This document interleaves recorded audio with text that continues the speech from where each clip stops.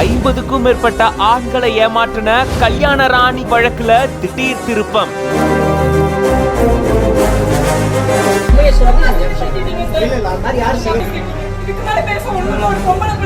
ஐம்பது திருமணங்கள் செஞ்சு மோசடியில ஈடுபட்ட சத்யா அப்படின்ற பெண்ணுக்கு நீதிமன்றம் கொடுத்த தீர்ப்பு தான் என்ன?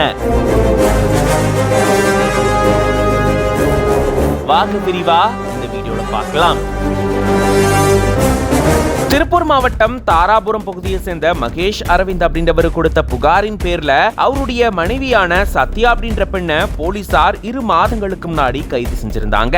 ஆன்லைன்ல வரன் தேடிட்டு வந்த மகேஷ் அரவிந்துக்கு ஈரோடு மாவட்டம் கொடுமுடி பகுதியை சேர்ந்த சத்யா அப்படின்ற பெண் பழக்கமாகி அதன் மூலமா மகேஷ் அரவிந்துக்கும் சத்யாவுக்கும் திருமணம் நடந்ததா கூறப்படுது. திருமணத்தப்போ மணமகன் வீட்ல இருந்து சத்யாவுக்கு 12 சவரன் தங்க நகை போட்டதா கூறப்படுது. இந்த நிலையில தான் சத்யாவுடைய நடவடிக்கையில சந்தேகம் அடைஞ்ச மகேஷ் அரவிந்த் அவங்களுடைய போன் எடுத்து பார்க்கும்போதுதான் பல ஆண்களோட அவங்க நெருக்கமா இருக்கக்கூடிய புகைப்படங்களை பார்த்து அதிர்ந்து போயிருந்திருக்காராம். இது தொடர்பா மனைவி சத்யா கிட்ட விசாரிக்கும் போது இருவருக்கும் இடையில பிரச்சனை ஏற்பட்டதா கூறப்படுது. அதை தொடர்ந்துதான் 12 பவுன் தங்க நகை மற்றும் 50,000 ரூபாய் பணத்தை எடுத்துட்டு சத்யா கணவருக்கு தெரியாம கம்பி நீட்டினதா கூறப்படுது. இதை தொடர்ந்து தாராபுரம் காவல் நிலையத்துல மகேஷ் அரவிந்த் புகார் கொடுத்திருந்திருக்காரு. புகாரின் அடிப்படையில போலீசார் விசாரணை மேற்கொண்டதுல சத்யா போலீஸ் அதிகாரி உட்பட 50க்கும் மேற்பட்ட ஆண்களை திருமணம் செஞ்சு ஏமாற்றி இருக்கிறது தெரிய வந்திருக்காம். அதை தொடர்ந்து தலைமறைவாய் இருந்த சத்யாவை போலீசார் கைது செஞ்சு சிறையில் அடைச்சிருந்தாங்க. இந்த நிலையில தான் சத்யா தனக்கு ஜாமீன் வழங்கணும் அப்படின்னு சொல்லி சென்னை உயர்நீதிமன்றத்துல வழக்கு தொடர்ந்திருக்காங்க. தனக்கு எதிராக தொடரப்பட்ட வழக்குல குற்றப்பத்திரிகை இதுவரைக்கும் தாக்கல் செய்யப்படல, 60 நாட்களா சிறையில் இருக்கிறதா இவங்க ஜாமீன் மனு கேட்டிருந்திருக்காங்க. இதன் அடிப்படையில போலீசார் குற்றப்பத்திரிகை தாக்கல் செய்யல அப்படின்னு சொல்லி நீதிமன்றம் இவங்களுக்கு ஜாமீன் வழங்கி தீர்ப்பு அளிச்சிருக்கு.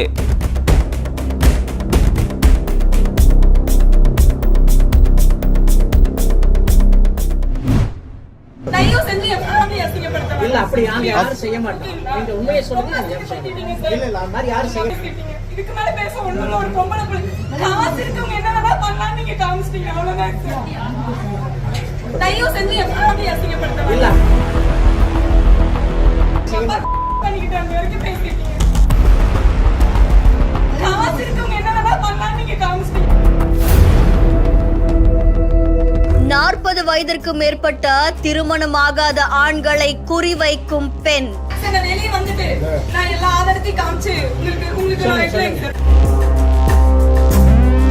ஹலோ, நான் சத்யா பேசுறேன் அப்படின்னு ஆசை வார்த்தை கூறி இதுவரைக்கும் 12 ஆண்களை திருமணம் பண்ணி ஏமாற்றி இருக்காங்களாம்.